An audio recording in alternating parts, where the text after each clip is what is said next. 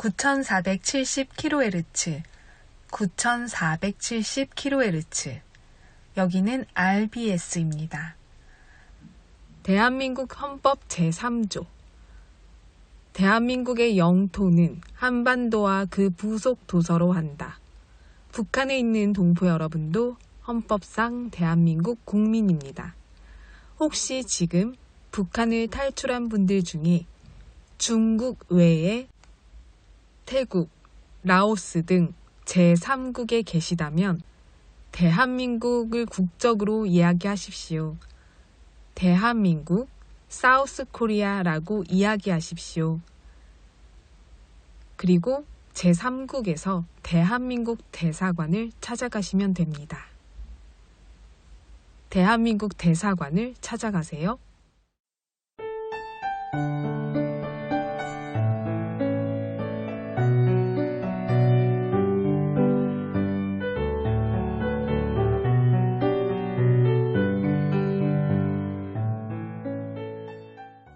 북녘 동포 여러분, 혹시 한국어 말고 다른 외국어도 하실 수 있으신가요? 저는 영어를 공부해보고자 미국인 선생님께 영어를 더 자세히 배우고 싶었는데요. 그래서 과외를 하고 있었습니다. 그런데 좀처럼 저의 영어 회화는 늘지를 않는 것입니다. 비싼 돈을 들여 과외를 하는데 늘지 않는 영어의 문제는 시간이 바쁘다는 핑계로 복습을 하지 않는 저에게 있다는 것은 알았습니다. 그래서 우선 멈추고 복습을 먼저 잘 하자는 생각으로 마지막 수업을 했는데요.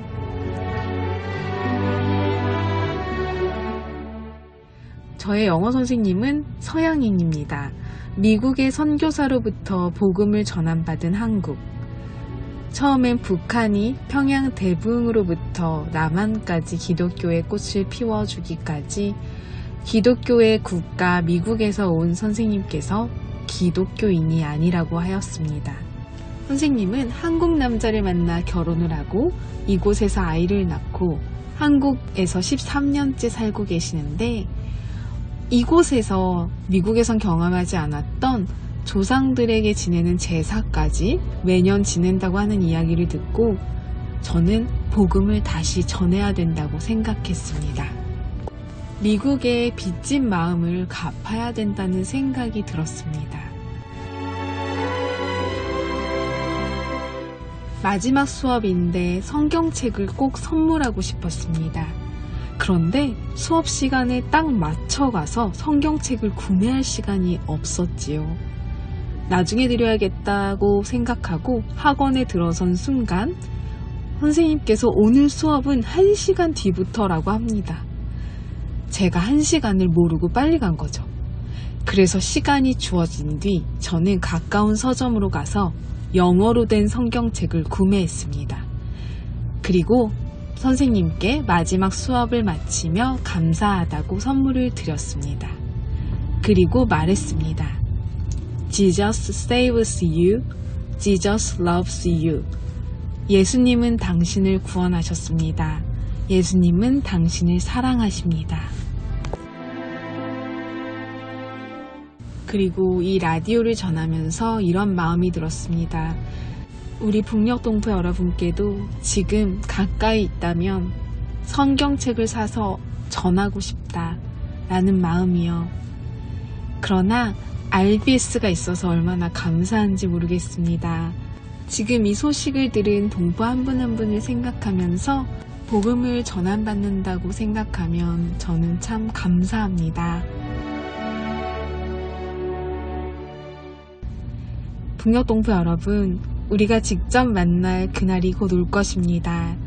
자유의 통일이 머지 않았음을 믿고 기도합니다. 성경책을 목숨 걸고 지켜야 하는 그런 억압 속에서도 우리 동포 여러분들은 믿음을 지키시는 것 너무나 존경스럽고 너무나 감사합니다. 우리 북녘 땅에 자유의 바람이 불고 있습니다. 하나님께서 북녘 동포 여러분들을 사랑하십니다.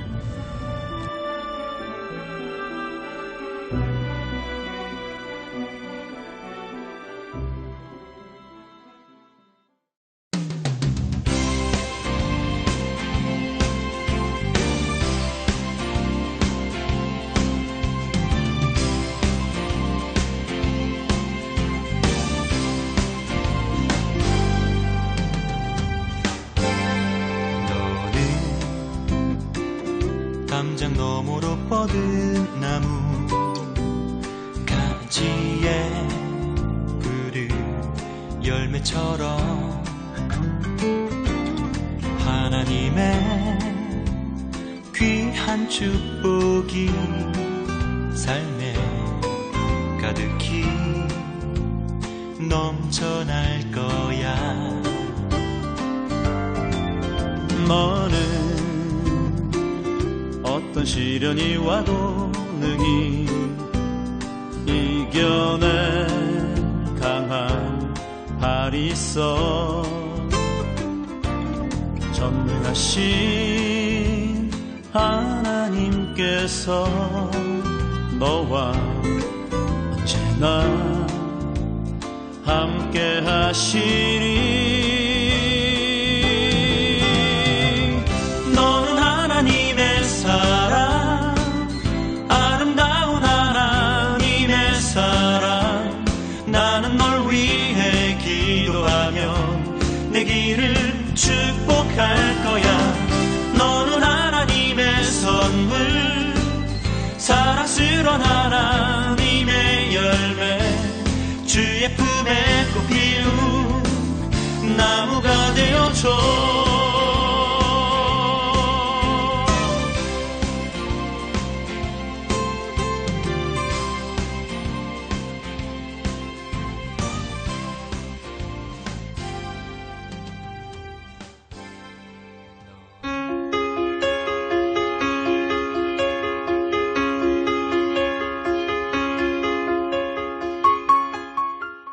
북한 종합 날씨예보입니다.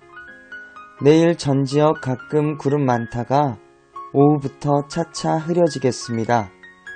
모레는 전 지역 대체로 흐리고 평남과 황해도 오전까지, 평북과 함경도 밤까지 곳에 따라 비 오겠습니다. 글피는 전 지역 새벽까지 가끔 구름 많다가 아침부터 대체로 맑겠습니다. 지역별 날씨예보입니다. 평안남도 평양, 내일 날씨 맑다가 흐려지겠습니다. 모레는 날씨 흐리고 가끔 비 오겠습니다. 글피는 날씨 맑겠습니다. 화요일은 구름 많다가 날씨 맑아지겠습니다. 최저기온 15도에서 최고기온 27도까지 오르겠습니다. 평안북도 신의주, 내일 구름 많고 날씨 흐리겠습니다. 모레는 날씨 흐리다가 맑아지겠습니다. 글피는 날씨 맑겠습니다. 화요일은 날씨 맑다가 구름 많아지겠습니다. 최저기온 15도에서 최고기온 28도까지 오르겠습니다. 개성, 내일 날씨 맑다가 구름 많아지겠습니다. 모레는 흐리고 비 오겠습니다. 글피와 화요일은 날씨 맑겠습니다. 최저기온 14도에서 최고기온 26도까지 오르겠습니다. 함경남도 함흥, 내일 날씨 맑다가 구름 많아지겠습니다. 모레는 흐리고 한때 비 오겠습니다. 글피와 화요일은 날씨 맑겠습니다. 최저기온 13도에서 최고기온 27도까지 오르겠습니다. 해산, 내일 구름 많겠습니다. 모레는 날씨 흐리겠습니다. 글피는 구름 많다가 맑아지겠습니다. 화요일은 날씨 맑겠습니다. 최저기온 6도에서 최고기온 23도까지 오르겠습니다. 함경북도 청진, 내일 날씨 맑다가 구름 많아지겠습니다. 모레는 흐리고 오후에 한때 비 오겠습니다. 글피와 화요일은 날씨 맑겠습니다. 최저기온 13도에서 최고기온 25도까지 오르겠습니다. 무산, 내일 구름 많겠습니다. 모레는 흐리고 오전에 한때 비 오겠습니다. 글피와 화요일은 날씨 맑겠습니다. 최저기온 6도에서 최고기온 19도까지 오르겠습니다. 바다 날씨 예보입니다. 동해 북부 앞바다와 먼바다, 내일 날씨 맑다가 구름 많아지겠습니다. 모레는 흐리고 비 오겠습니다. 글피는 앞바다는 날씨 맑고 먼바다는 구름 많고 오전에 비 오다가 날씨 맑아지겠습니다. 화요일은 날씨 맑겠습니다. 파고는 앞바다와 먼바다 0.5에서 1m 되겠습니다. 서해 북부 앞바다와 먼바다. 내일 날씨 흐리겠습니다. 모레는 흐리고 비 오다가 날씨 맑아지겠습니다. 글피도 날씨 맑겠습니다. 화요일은 날씨 흐리겠습니다.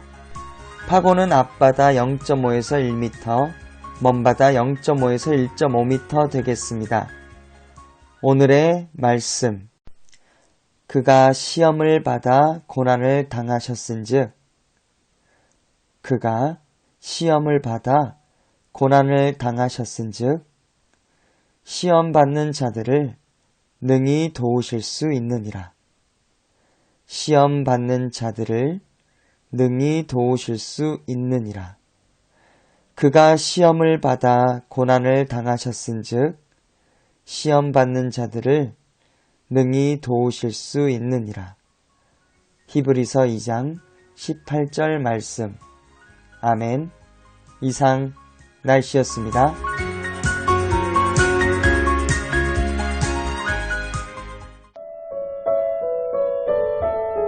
여기는 RBS 부흥복음통일방송입니다.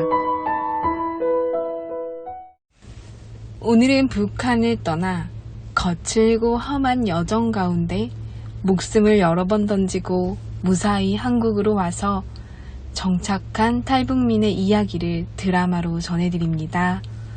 오늘의 이야기 주인공은요, 북한 새별에서 와서 대한민국에 정착하여 5남매의 엄마로서, 사회에선 사업가로서 감사함과 기쁨으로 열심히 새 생명을 얻어 살아가는 김보빈 씨의 이야기입니다. 함께 듣겠습니다.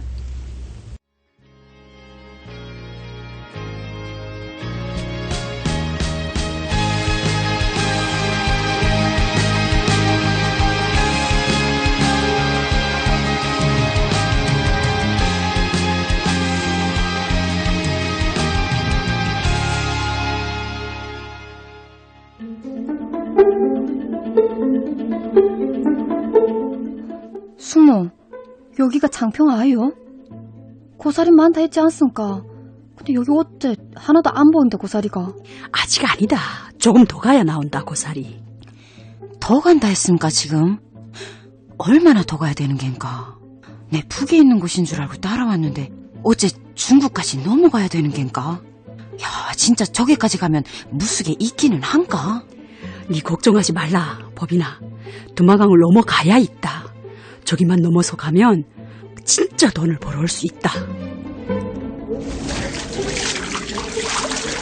여자 셋이 두만강을 다 건너본다. 여기 표지본이 지금 백룡천이라고 돼 있습니다. 근데 여기까지만 나와도 이제 북한이 참 아득하게 보입니다. 그치. 강 하나만 건너오면 완전 딴 세상이다. 근데 다들 배고프지 않니? 여기 가수원이 많으니까 우리 먹을 거리를 좀 구해서 배 좀 채우자. 숙모, 저기 불 켜진 집 아래 개집 보입니까? 거기 무슨 그릇이 있는데? 그래. 나도 보인다. 내 얼른 가져올 테니까 너희는 여기서 기다려.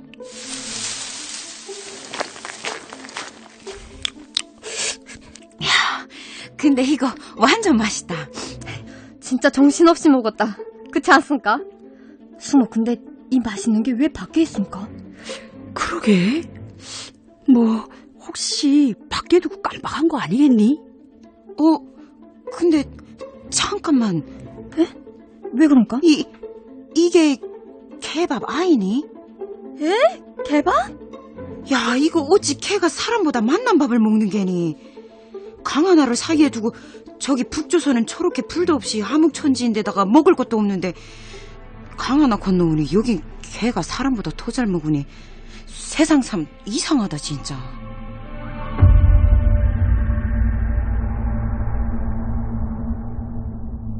저는 첫 번째 탈북이 20살 때였어요. 이게 뭐야? 그때 북한에 대한 원망, 이게 불만이 조금 생기기 시작한 거예요. 아, 나 거짓으로 지금 이렇게 교육을 받았구나. 내가 알고 있던 중국? 이거 그게 다 아니구나. 그래서 거기서 제가 두부 콩밭 김매기를 3일을 해서 150원을 벌었어요. 그리고 같이 다시 북한을 넘어가가지고 그 돈을 화폐 교환을 해서 그때부터 제가 옥파 장사를 했어요. 여기를 막 양파 있잖아요. 그 장사를 했는데 중국이라는 곳이 큰 시내는 돌아 못 봤잖아요. 그냥 농촌. 저도 농촌에서 살고 같은 농촌인데 일하는 방식도 틀려. 진짜 내가 있는 곳이 진짜 못 사는구나. 늘 단가 수령만을 위해서 일을 해야 되는구나.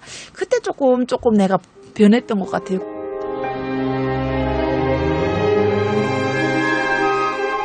처음 북한을 벗어나 새로운 세상을 알게 됐을 때 보빈 씨의 나이는 20살.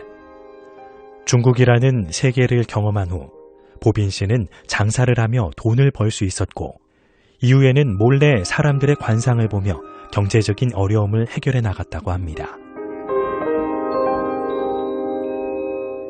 첫 탈북 이후 시간이 꽤 흐른 어느 날, 결혼해서 독립하기 전 가족들에게 조금이라도 경제적인 도움을 주고 싶었던 보빈 씨는 함께 두만강을 건넜던 친구의 숙모를 찾아가 다시 한번 중국에 가서 돈을 벌어오고 싶다는 부탁을 하게 됩니다. 그런데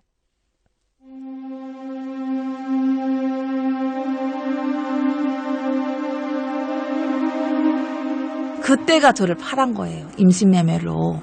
제 친구 숙모. 그 숙모는 이미 감옥에 가 있는 상태인데 임산부다 보니까 병보로 나온 상태였고, 근데 그 상황에도 먹고 살기 힘드니까 나를 또 누구한테 넘겨서 또 누구한테서 이렇게 걸치고 해가지고 저를 3,000원에 판 거예요.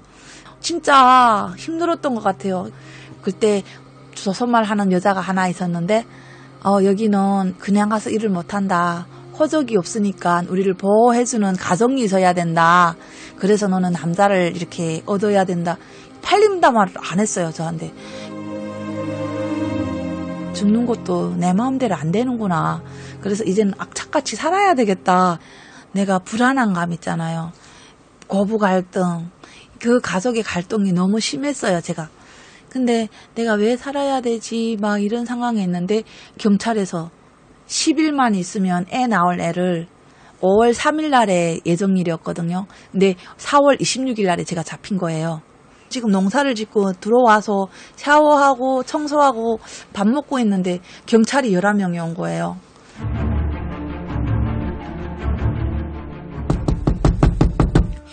어머나, 누구십니까? 여긴 무슨 일입니까? 공안이요. 김법인이요. 예? 공안요? 네, 맞는데 우리 집엔 어째... 지금 임신 몇 개월 차요? 예? 무슨 소리입니까? 네, 임신 아예 했습니다. 거짓말 하지 마. 그 임신된 거 다 알고 왔어. 진짜 아예입니다. 네, 진짜 밥을 많이 먹어 그립니다, 밥을. 자, 다들 이 여자 빨리 차에 태워.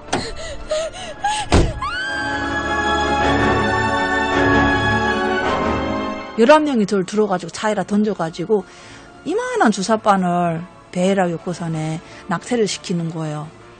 근데 낙태를 하면 바로 낳는 것이 아니라 24시간 지나서 우리 진짜 애 낳는 거하고 똑같이 낳는 거예요. 근데 그 애가 살아서 나왔어요.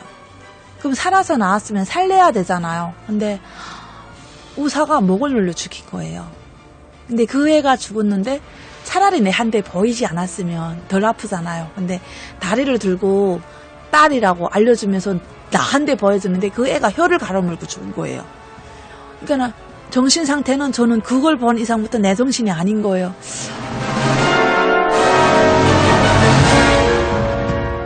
세상에는 봄이 오는데 우리 마음에는 왜 봄이 안 오냐, 이런 노래인 거예요. 근데 그 노래가 나를 놓고 쓴 노래처럼 들리는 거예요. 아, 나 아빠 엄마 때문에 여기 온 게 아니구나. 나라를 잘못 만났구나.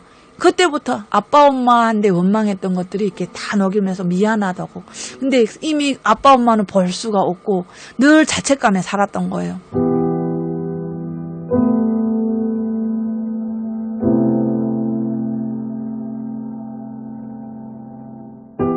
그렇게 첫 아이를 무참히 빼앗긴 보빈 씨. 마음의 상처가 깊었지만 시간이 지나 다시 새 생명이 찾아왔고 이 아이만큼은 절대 잃고 싶지 않았기에 돌아가신 어머니의 고향으로 도망가 10개월을 숨어 산 끝에 무사히 아이를 낳을 수 있었습니다. 그리고 아이와 함께 다시 돌아온 시댁. 환영해 줄 것이라 기대했던 것과는 달리 딸을 낳아왔다며 보빈 씨와 손녀까지 천대했고 결국 그녀는 또다시 무너졌습니다. 그러던 때 제가 7월 달에 낳았는데 60일 만에 같은 지역에 사는 탈북 자매가 전화가 왔어요. 아, 우리 여기 예배당에 어느 집사님이 유모차가 새거 있는데 너 사용할래? 근데 유모차에 뻥긋한 거예요. 그 어떤 소리에도 뻥긋 안 했는데 그래가지고 찾아간 곳이 교회였어요. 근데 교회 가니까 그냥 십자가가 나무잖아요. 아무런 거 아니잖아요. 그러니까 자그만한 집에 십자가가 이렇게, 저는 십자가도 병원에만 있는 줄 알았어요. 그 십자가에 대한 의미를 몰랐어요. 저는 예수님이 있는지도 몰랐고. 근데 그 십자가의 대문 안에까지 들어가는 것까지는 괜찮았는데 문을 딱 열고 교회에 들어갔는데 앞에 십자가 보니까 내가 무서운 거예요. 몸이 막 떨리면서 입으로 춤이 막 나, 눈이 막 이렇게 동고가 풀리는 거예요. 그러면서 머리가 망치로 두드리는 것처럼 아픈 거예요. 근데 온 하루 진짜 1부 예배, 2부 예배, 오후 예배까지 다 참는 거예요. 유모차를 받아가려면 기다려야 되잖아요. 그래가지고 기다려가지고 이 유모차만 받아가면 나 다시는 안 올 거야. 근데 유모차에 바리바리 진짜 애들 용품까지 다 사주는 거예요. 한국 용품으로. 그리고 제가 애 낳았을 때 애기 옷이 없어가지고 제가 네일을 뜯어서 집어가지고 만들어서 입혔거든요. 근데 교회를 한번 갔다 오니까 애기 옷이 생긴 거예요. 너무 좋았어요. 그래. 근데 토요일 됐는데 전화가 와야 되는데 전화가 안 오는 거예요. 한 번 더 가볼래? 이렇게 전화가 와야 되는데 전화가 안 오는 거예요. 저녁 8시가 넘었는데도 전화가 안 와가지고 제가 전화를 했어요. 여보세요? 아니, 언니 사람이니? 어? 보빈아, 니 무슨 일 있니? 아니, 언니가 사람이냐고 내 물었다 지금. 아니, 왜 그러니? 한 번쯤은 전화해야 되는 거 아니니? 응? 그렇지 않니? 무슨 소리야? 아니, 어째 전화해서 예배당에 가겠냐고 물어봐야 되는 거 아니니? 뭐? 너 가겠니? 아니, 내 아이 간다. 그 밤이 너무 길은 거예요. 저한테. 안 간다고 했으면 편하게 자면 되는데 잠을 못 자는 거야, 내가. 그래가지고 뜬 눈으로 밤을 새워가지고 새벽 6시 새벽에 애를 등에 들쳐업고 자전거 타고 그 집에 갔어요. 어머나, 뭐야? 보빈아, 이 시간에 왜 내 집 앞에 있니? 아이 가니? 예배당? 아니, 너 안 간다며? 간단데. 간다고? 그래, 간다고. 빨리 가자.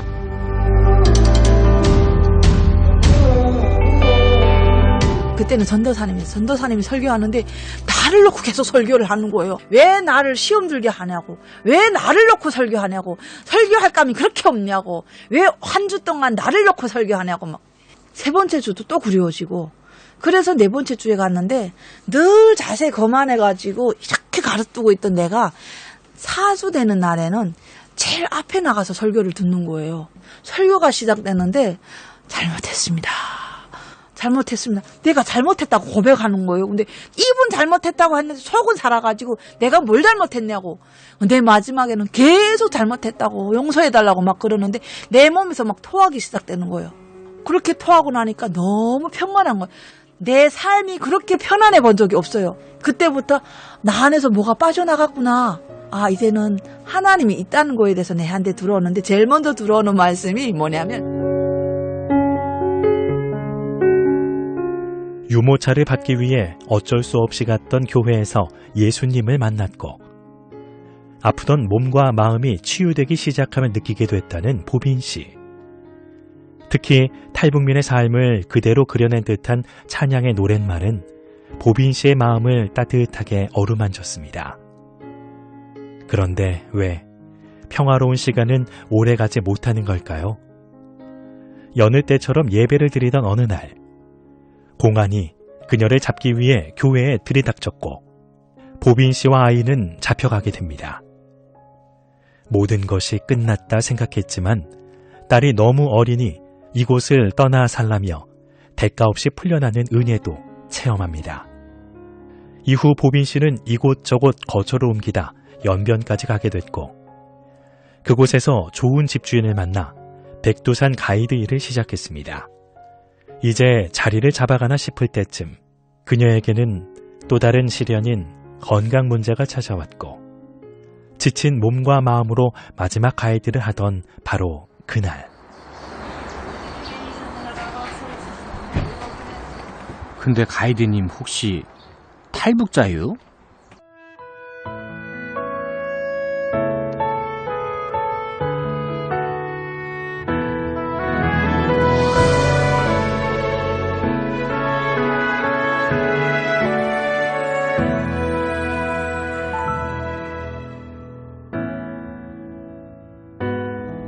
생사의 갈림길에서 하나님의 손길을 경험한 김보빈 씨의 이야기는 우리에게도 기적과 같습니다.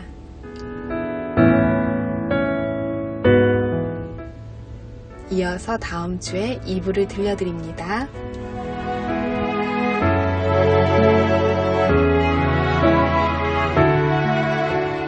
동력동포 여러분, 주님 안에서 정말 많이 사랑합니다. 저는 금요일 밤 11시에도 찾아올게요. 서울에서 방한나였습니다.